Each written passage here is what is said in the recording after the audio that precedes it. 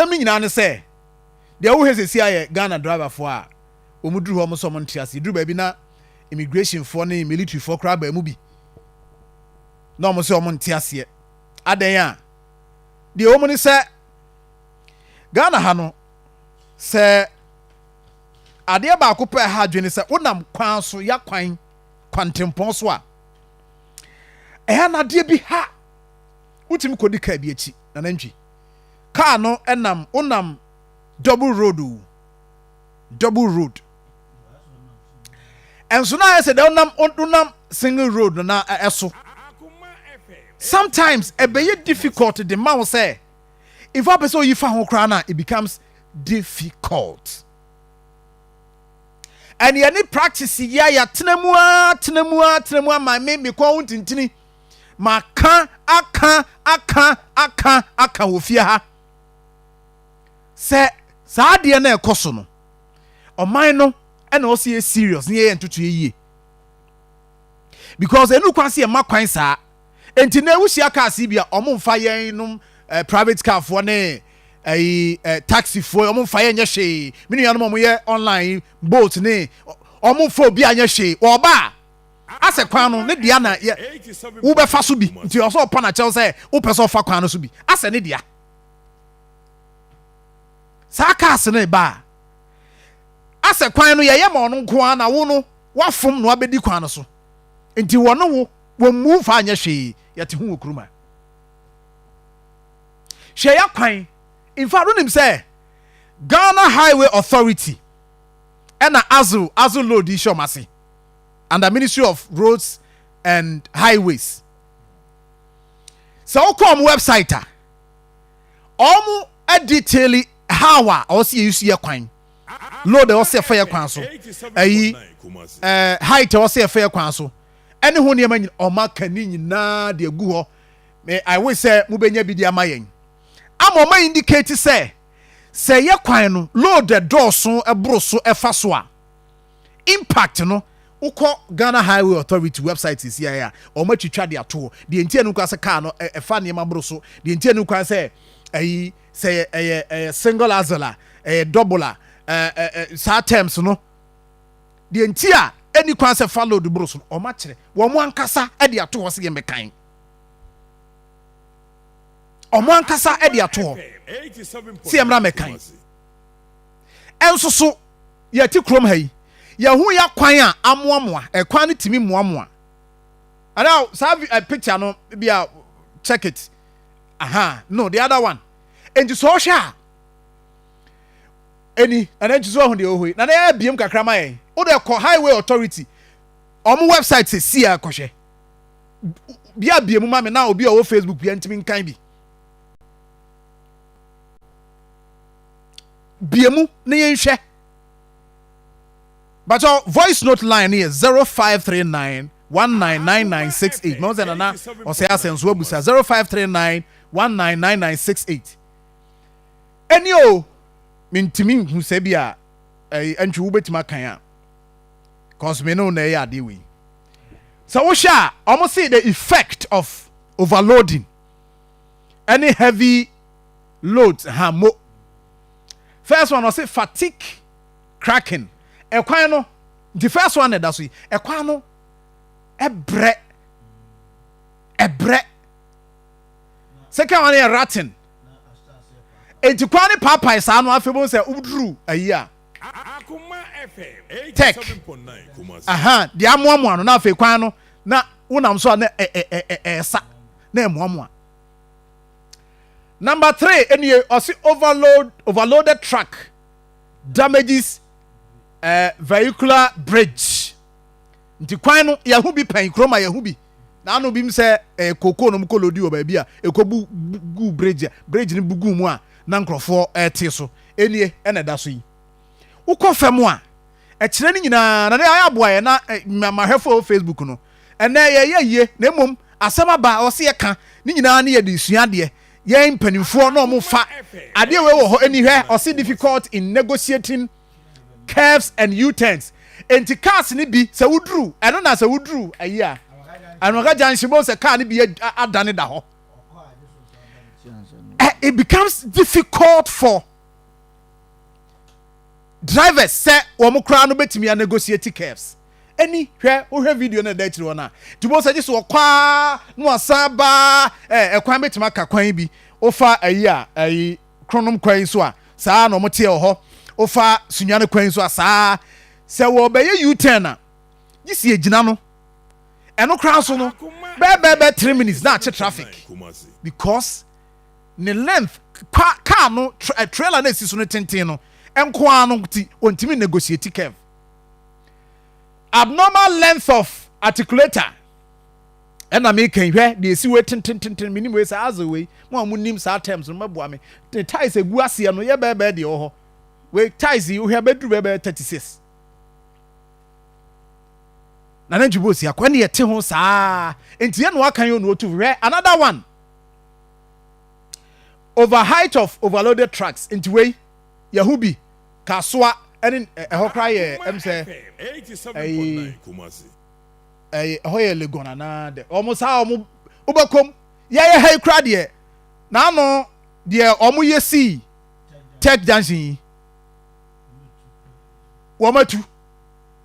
afɛnu ba bi ɔmo sa de besi so na ɔmo sɛ minim so ɔmo kɔ bɔ ne jack o na emu na kwa you see ade wey ene ye kanti wey nyina ye Ghana kwan so ne ayi wo ena highway authority for ade akoto wo mu page say saa ade wey de eboa de ede bre ye kwan nie de ede ensusanso ede ma ye kwan no enie ye te ha ye se de nkan mfa ntwe o maso no saa sika no so nkrofo kraje gombotom nya nanu ne ani breye ene ekwo ntintin ene ekwo kan ayi national security for yadom ekwo take over Akom ne other areas ha Akom na ayi asokwa danse asokwa ho kwan no so ba ko ho ba ko wo tanoso ha na ba ko bo ankra Akoma FM 87.9 so enti se wo hwe we nyina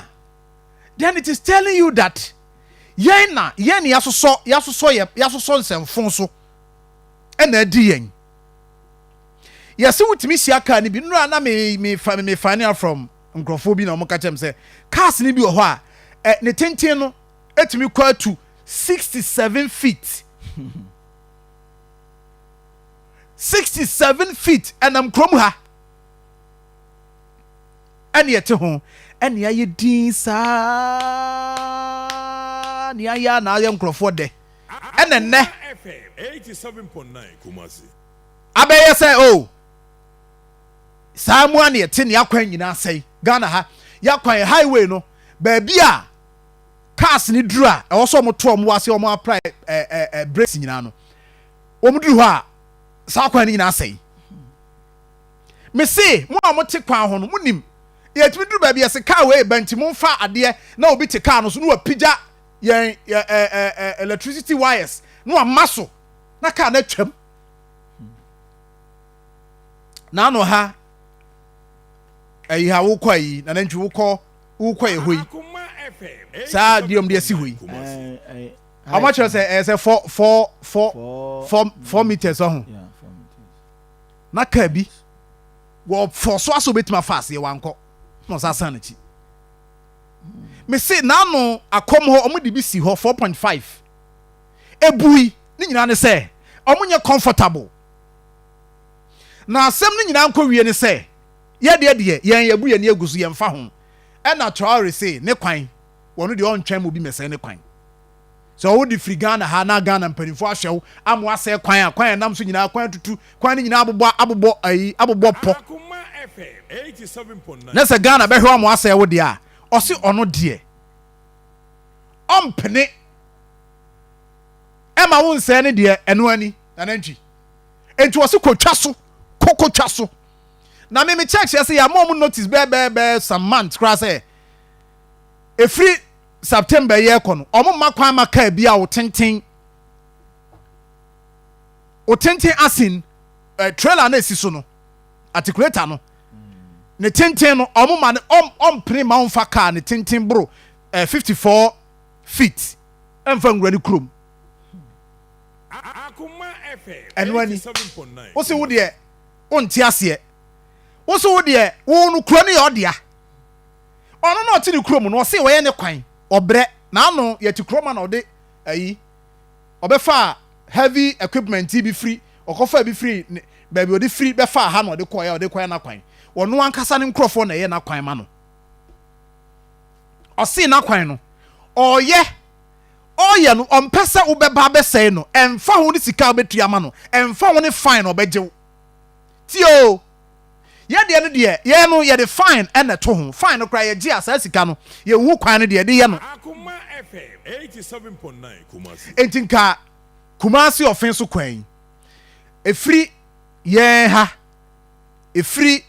swam roundabout ha ɛkɔ nka kwan nkanya hwee because yɛgye sika no sɛ yɛde bɛyɛ ɔse nyɛ sika a bɛtua ne ehia no ɔse ɛmfa nwura kuro nim ɔse I wonim sɛ yɛ nyinaa yɛ ECOWAS states onim sɛ yɛ nyinaa ECOWAS ɛne ɛjoin ne ECOWAS no yɛ wɔn krataa yɛ asensan ne nyinaa wonim ɔse saa deɛ no ɔnsosɔ so saa deɛ no ɔmpene so 87.9 Kumasi. efisɛ ɛno a na yɛti mu saa agreement no mu a na yɛteɛ ɛne yɛ so yɛwɔ trade agreement ɛne asensan ti no sɛ obi de nneɛma efiri ne kurom aba wo deɛ mu a ɛwɔ sɛ onya that free movement no ɔse ɔmpene ɔse kotwa so ɔse mempene me nso so mente aseɛ hello ɔse me mente aseɛ na look at it o ɔse mempene so me so bɛ block wa wo so so ka efiri wo kurom ba na wo dabe na ɔyɛ policy wo dabe na ɔyɛ policy dabe na wo implementing policy dabe ɛna wo yɛ policy me say Burkina Faso mampani no obie Ghana obie abibiman mu obie mpanimfo ani enso mo pɛ sɛ ombebie eni di omo buafu sɛ dabi da omo mpene na kwan bia so ɔsɛ ɔmo makwan no mo de wo mo niema no ɛkɔ na mo niema bɛsɛe meanwhile your drivers ni bia me chest ɛkyerɛ sɛ ɔmo betwa ɔmo ade no so Akoma FM. if I'm even picking information sɛ ɛhɔ kra no ɔmo volunteer sɛ wopɛ sɛ yɛtwa so ma wa me ntwa so ma wo yama mo krata enti mo a mo tie me nɛ me I have information ma do so kɔ wo mu na mate de me kan ase mo a mo yɛ driver fo a mo kɔ hɔ na mo twa mo fo hɔ ɛkɔ ne gya ne mo ahwan no mo kɔ a yama mo krata ɛsɛ mo fa mra mo car owners sɛ wɔnte saa trailer na esi so no wɔnte so mo se da mo nte ase eni because Ghana no mu no oh emra no wa ha so yɛmfa nya adwuma highway authority Akoma FM. Ghana highway authority I indicate me say one of power tell me bian go to their website call mo website na kɔhwɛ sa asema me kan enya no kra kɔkɔhwɛ ɔma indicate as be a load a eden ɛfa ɔma indicate as bia no load ɛwɔ sɛ ɛfa bro so a ayi wɔ fine ɛwɔ hɔ Burkina mampanis ɔgye fine na ɛmmoa no ɛnyɛ no nko ara na ebetimi ayɛ hyehyɛ a ɔde besi ano kwan because wɔnim paa sɛ deɛ ɛkɔ so wɔ Ghana ha no ebi betumi akɔ so wɔ hɔ yɛ nkurɔfoɔ bɛtena azel ho na mahwɛ aboro so sɛn ɛno fine no nyina ɔmo de ato so na ɛyɛ afa to so ma me nyina me fa free Ghana Highway Authority from website ɔsi wɔn te aseɛ ade ha na yɛ nyina na yɛ na untwi mfamfam any tonnage no ɛna wɔ hɔ no 11.5 aha ɛboro so a 12 ɛboro so 12 a overload fine na ɛwɔ hɔ no woba Facebook a betima bɛkenkan sika a betua ne atwɛhwɛ atɔ fine no yɛ gye fine no gye no ya kwan no saa amoamoa 87.9 Kumasi. ayi hɔ yi take hɔ die ɛmoa yɛ nɛ nti ɔmo no duru aya na car no gye buruburu no ɔmo nim governors Kwame Agbogya governors yɛte kurom akɔka eyi asɛm azol asɛm a aka sɛ yɛntena ho ma no nyɛ saa na mo kra mfidi aba nti obi di sika yɛnka ya no ntum no ni sika akosi sɛn na mo ministers na research no yɛdwe sɛ mo ba bɛ research na mo nyɛ mo sɛ mo research ne man deɛ ɛbere pam yɛbɛka ma sɛm o ɛnkyɛ kora nyɛ sɛ bere ɛnkyɛ kora ɛna kora de si yɛ yi Akoma FM 87. na wɔtwe kora de yɛ yi so ɛna yɛte ho ne yɛse fine nkurɔfoɔ di yakwan ne sɛe Burkina mampani se ɔno deɛ tie long vehicle sɛm biara no twa so mi so timi di car bi ati ne atwere long vehicle na yɛ sɛ wo yɛ ka kyerɛ sɛ car na abɛsan ho ne wa wotimi di car yi nkyɛn mu saa yɛse ebi yɛ 67 feet ɛnam yɛ kwan so wɔ ha tukɔ akɔduru baabi no na akyea eduru airport runabout ha na akyea wobɛkɔ ne da hɔ na ɛsɛ bubu ya kwan sɛ ya kwan yɛte ho tuwari se ɔno deɛ ɔresɛte ne man no nti wɔntwe ɛma ɔse menti aseɛ momfa voice no ntum ma me momfa ntum ma me What began as a regular bustling day at the Paga Border turned into a scene of chaos. The transport minister, we get manager, big man for union. We there for border here about two weeks to 3 weeks. Which big man come here and call the drivers and tell them something? Nobody. Who is fighting for the drivers? We want our big man to come and talk to them how they will feed defenders and get our free and then to release us to go. That's the problem. We are getting solution to the problem. Enti the atiane say momfa nche na menua Castro na yes a report we brofo no dɔso ntina ye wure mu ntem but de kɔwie nyina ne say de wo hwei ya wo ye Facebook hey Paga minim say Ibrahim waduru hɔ dia Ibrahim hɔ dia so onko hɔ da Paga Border no so onko hɔ da okay. Okay. Minim ho. Me say no na no wako da na say. Minimum. Emzo afa ho da. Opaga de ya kokwa. Ti mampani ne say. Ye wo Africa Continental Free Trade Area won fa ho. O man fa ne after no me say ne kwan. Yes na ye wo bilateral relations, bilateral hwan. O say o ma won fa wo car na wa no. Number 1, the edika load no kra be say ne kwan. Number 2, who say be cause accident. Enema obo so no ma men kan kire. Eni ye obobo enema. Wo say who say be ma accident si. Ye ti kroma ye hu bi. Timi cross kwan. Me kwan block wasi there bi